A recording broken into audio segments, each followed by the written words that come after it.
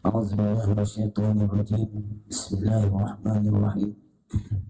السلام عليكم ورحمة الله وبركاته.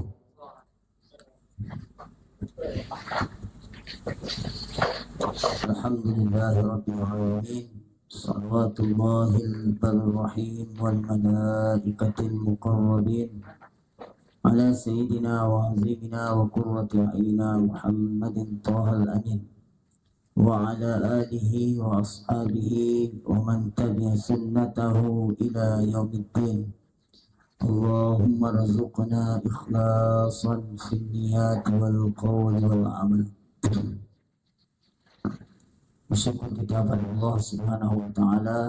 Salawat dan salam kepada Nabi Rasul sallallahu alaihi wasallam. Allahumma salli ala sayyidina Muhammad wa ala alihi wa sahbihi wa sallim. Sama-sama kita muliakan Ahlul Bait sekeluarga di rumah ini. Itu saudara kita Amran ya, beserta istri di rumah ini, juga seluruh pengurus BDH Baru Batu Hijrah, perintis, penasehat, serta pengurus harian. Semoga kita senantiasa diberikan kemampuan untuk menghadiri majlis ilmu agama. Disebutkan oleh para ulama kita, rumah yang di dalamnya dibuka majlis ilmu, tatanazzalu fihi rahmatu wa barakat, akan turun di rumah itu rahmat dan barokah. Apa tandanya orang di rumah ini dapat rahmat dan berkah? Betah di rumah ini.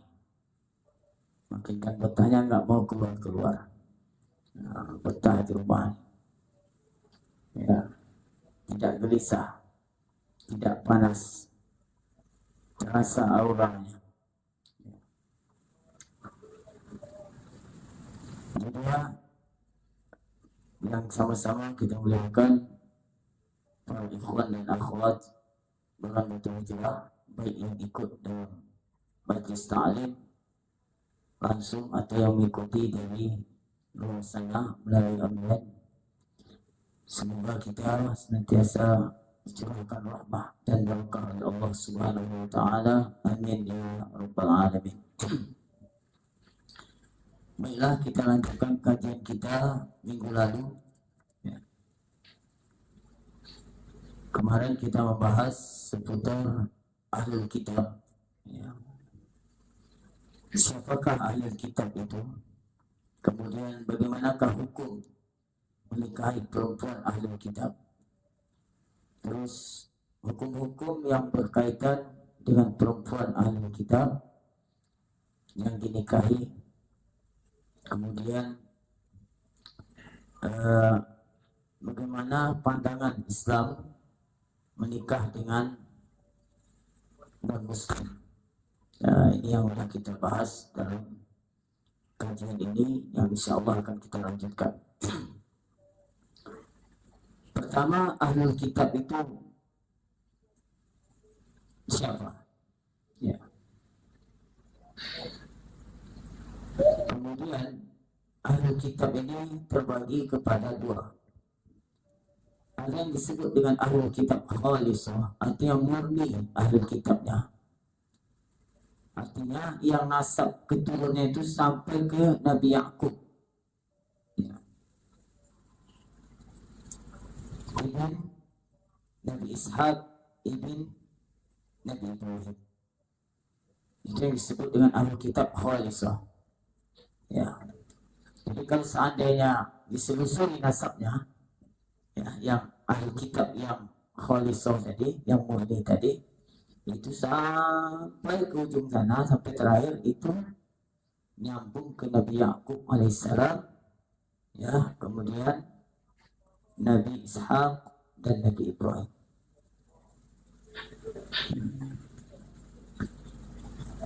Nah, terus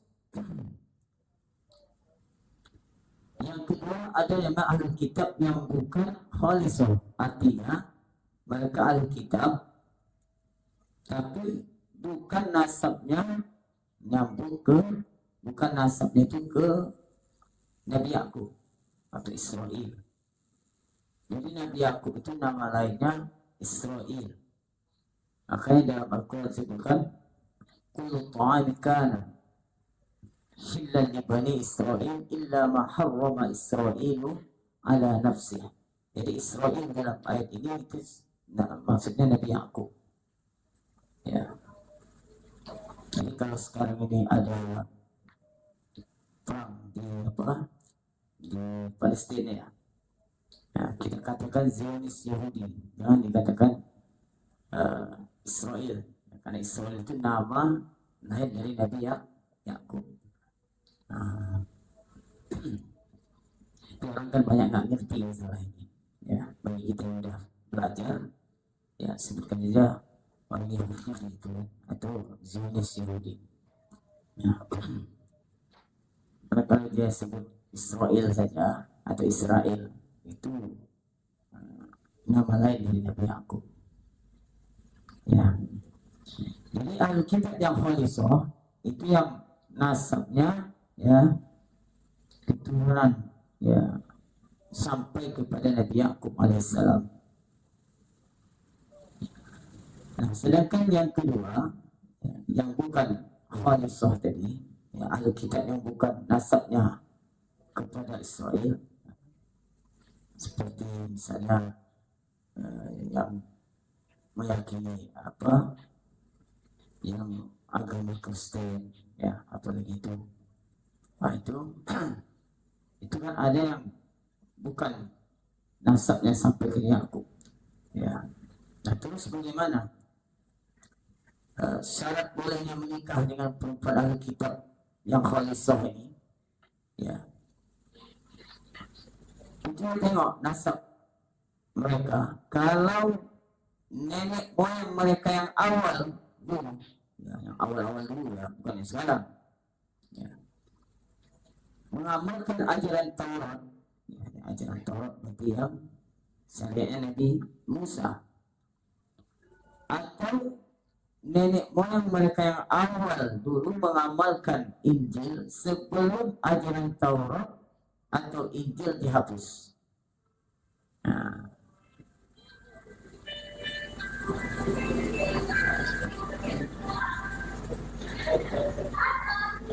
sama maksudnya.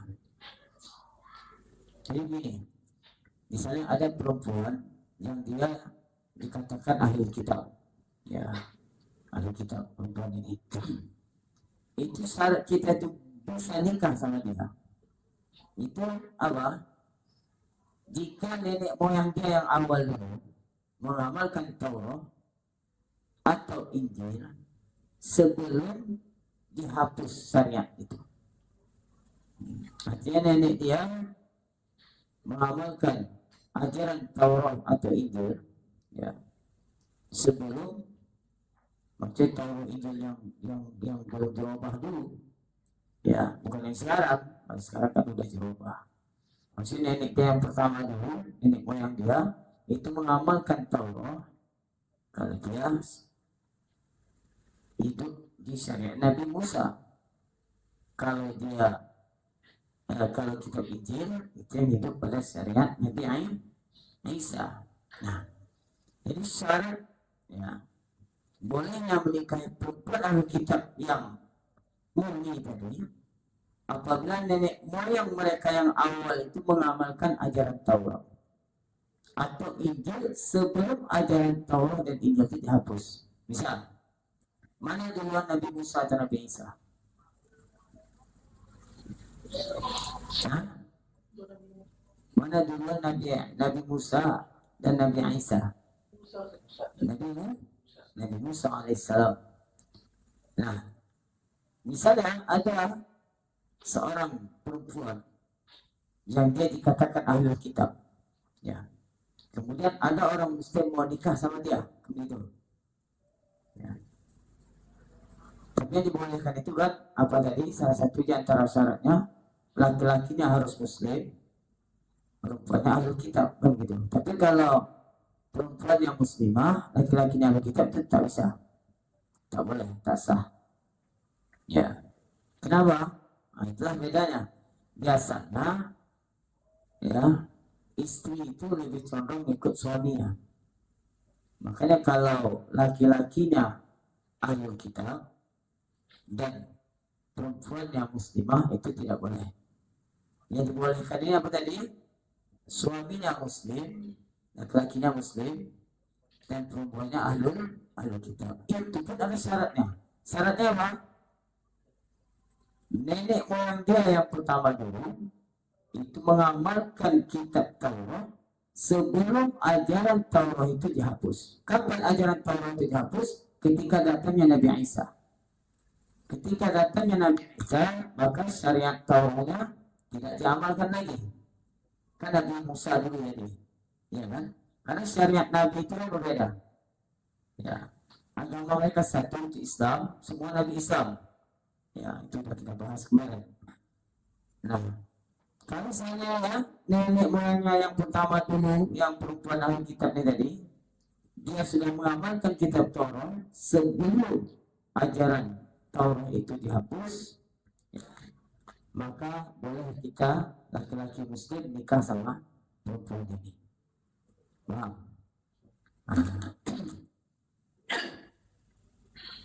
Ini apa pula suara habis lah.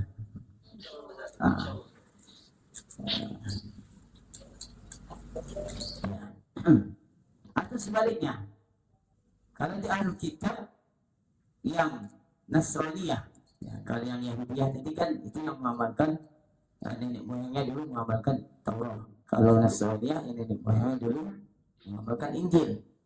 Nah, kalau nenek moyangnya dulu sudah mengamalkan Injil sebelum syariat Injil itu dihapus, ya, maka itu boleh kita menikah dengan perempuan Nasraniyah tadi yang disebut Alkitab. Ya. Nah, cara mengetahuinya gimana Ustaz? Kita kan nggak tahu nasabnya ke sana itu. Ya, dari mereka harus ada dua orang sikoh, ya, dua orang yang sikoh terpercaya yang menyebutkan bahwa perempuan ini nasabnya nyambung ke sampai ke nenek moyang dia yang awal dulu mengamalkan Taurat atau Injil sebelum itu dihapus syariat itu. Terhapusnya syariat Taurat dengan datangnya Nabi Isa, dengan diutusnya Nabi Isa alaihissalam. Terhapusnya syariat Injil dengan diutusnya Nabi Muhammad sallallahu alaihi wasallam. Itu dia.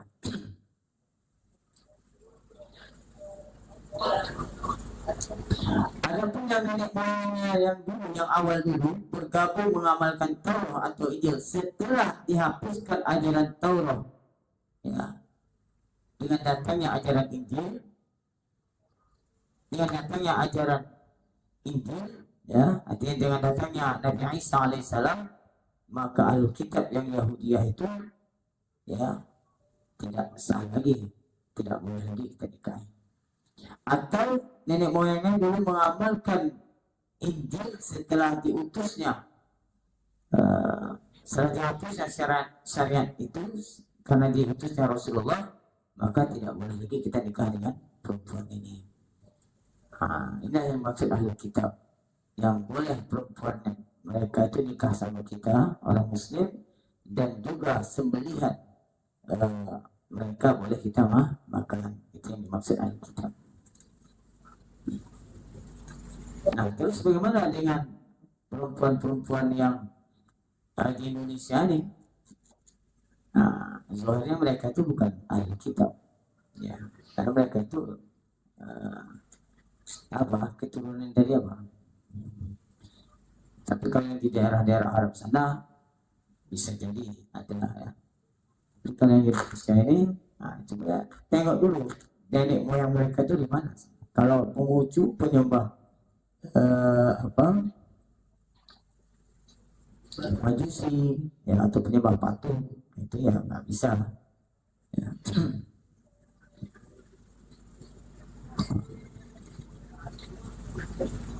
Faham ya? Paham tak paham itulah dia. Ya, jadi intinya ya secara hukum kalau memang betul gitu ya, nasabnya itu nenek moyangnya dulu itu tadi, maka itu boleh sesuai dengan saya jelaskan. Kalau tidak boleh. Jadi bukan asal-asal itu ya, ini dalam mazhab Syafi'i. Ya, kalau kita bicara dalam mazhab Hanafi lain lagi nanti. Ya.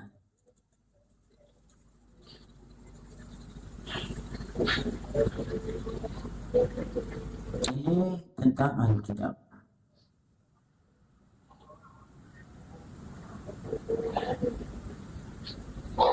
Kemudian yang kedua, itu yang pertama tadi.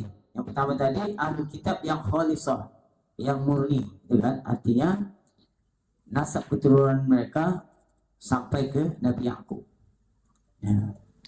Artinya bukan Ahlul Kitab yang sekarang ini yang sampai nasab ke Nabi Yakub itu mereka muslimah, dihukumi muslim, tidak, mereka tetap kafir itu maksudnya. Tapi tengok nenek moyang mereka dulu.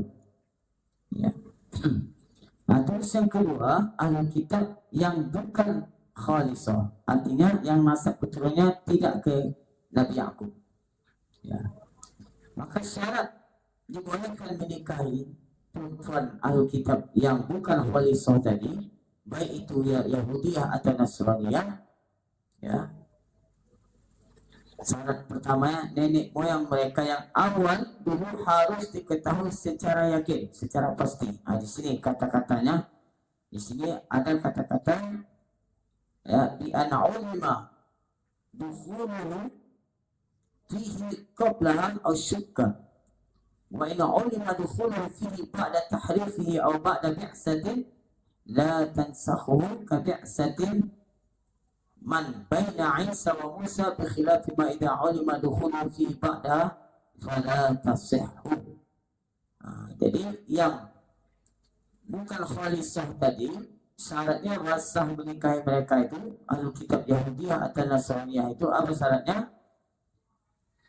Nenek moyang mereka, apabila nenek moyang mereka yang awal dulu ya diketahui secara yakin, secara pasti bahwa nenek moyang mereka bergabung kepada ajaran Taurat atau Injil sebelum dihapuskan ajaran Taurat Injil tersebut. Itu. Bedanya dengan yang pertama tadi apa? Kalau yang kedua ini harus diketahui dengan pasti.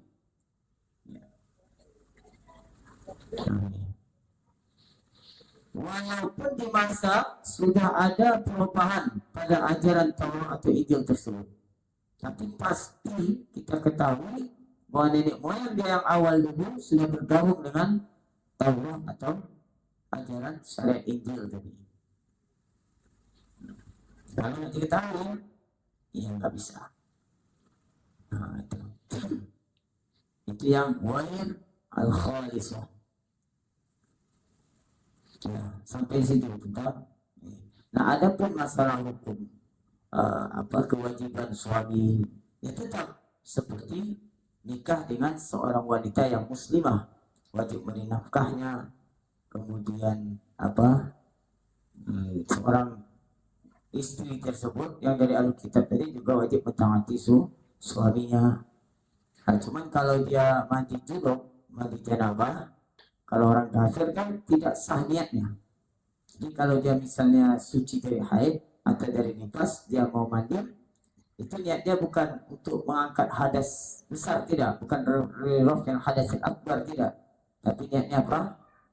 Supaya boleh suaminya melakukan hubungan suami istri dan bersama dia, diibahati itu tadi ya, bukan raf'ul hadas. Kalau orang kafir itu nggak sah niatnya, ya, orang kafir itu nggak sah niatnya. Seandainya dia niat nawaitul ghusla li raf'il hadas akbari, itu nggak akan terangkat karena dia masih kafirah. Tapi dia niat mandi itu apa? Dia niat mandi itu supaya ya boleh suaminya melakukan hubungan intim sama dia. Begitu juga ketika dia suci dari haid, berhenti darah haidnya atau darah nifasnya. Nah, itu dia. Ya. Terus ada beberapa sifat yang seorang suami atau seorang istri ya menolak atau membatalkan pernikahannya. Ya. Di sini disebutkan tu'addul mar'atu bi khamsati wujubin. Ya. Misalnya ini telah terjadi akad antara seorang laki-laki dan perempuan. Terus setelah terjadi akad, seorang laki-laki ini atau suami ini mendapatkan salah satu aib yang 5 ada perempuan ini, maka dia boleh menolaknya atau membatalkannya, menolaknya. Apa itu? Berjudul pertama, gila. Ya. Setelah akad, gila nih suaminya, atau sebaliknya istrinya gila misalnya. Maka itu termasuk uyub, termasuk aib dalam pernikahan. Yang kedua, wal juzam. Juzam ini penyakit apa bahasa kita ya? Dia penyakit illatun yahmuru minha al-udhu summa yusawwidu summa yataqatta summa yatanasa. Artinya penyakit yang lepra bahasa kita. Penyakit yang kulit itu merah, kemudian hitam, kemudian pecah-pecah.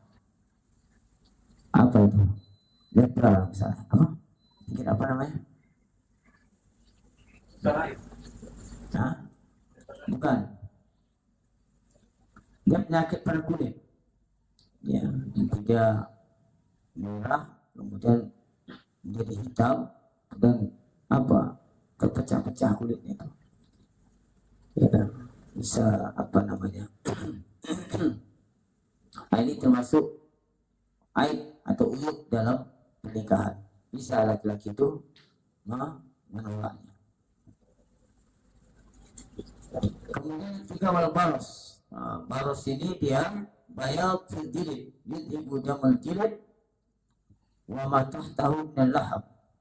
Wa huwa ghairu hadha alladhi yaqulu anhu al-awam al-baros alladhi yughayyiru al-jilid min ghairi an yudhib min ghairi an yudhib damuhu bal hadha yusamma al-baq wa la yuthbitu bihi al-khiyar. Ya. Baros ini kalau bahasa kita penyakit belang. Ya.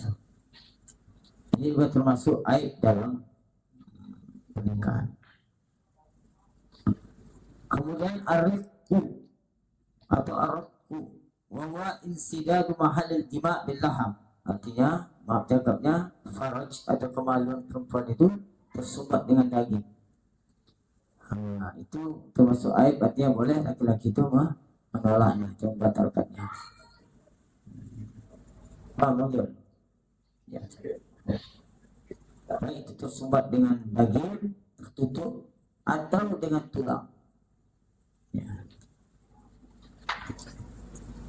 Qarnu wa huwa insidadu mahallil jima' bi'adham. Ini juga termasuk aib. Ya, itu tersumbat dengan tulang. Mahal jima' ya. Artinya kemaluan perempuan itu ya terhalang dengan daging atau dengan tulang. Ya.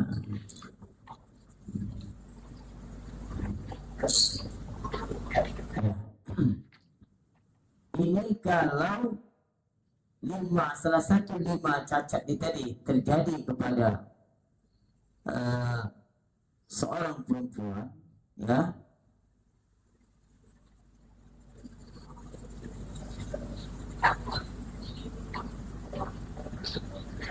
maka apa?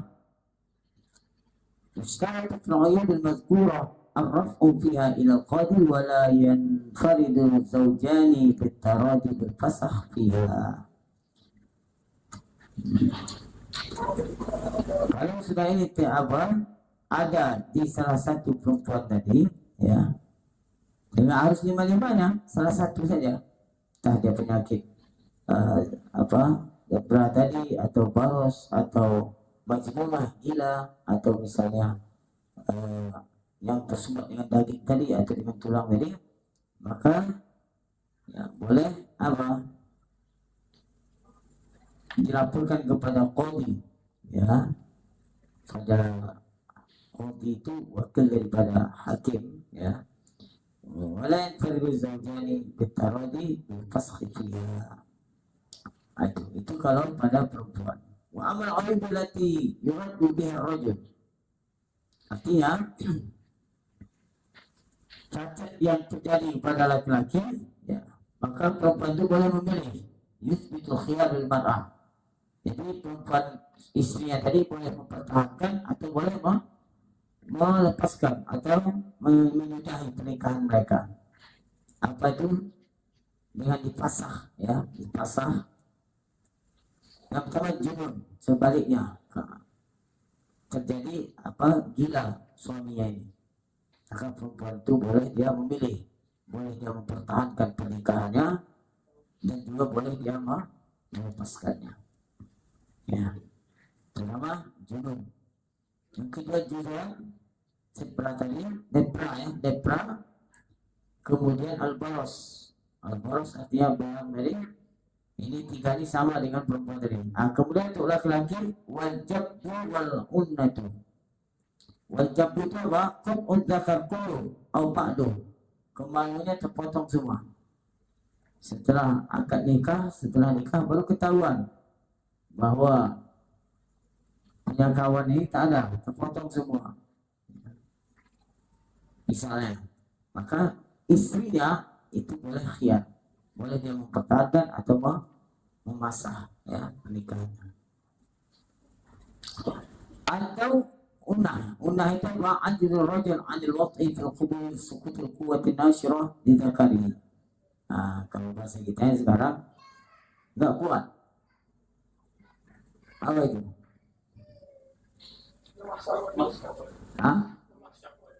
Lemah syahwat. Ya. Impoten, ya.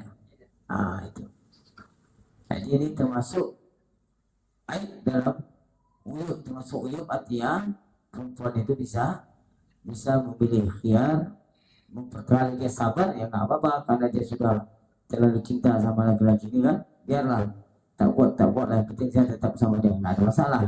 Tapi kalau dia mau tak ada gunanya ini, tidak kuatnya misalnya kan, dia boleh minta dipasah pernikahannya. Paham itu ya? Jadi 5 urut dalam pernikahan dan juga 5 dalam laki-laki dan perempuan. Kalau ini terjadi maka boleh dikhiyar fasah namanya.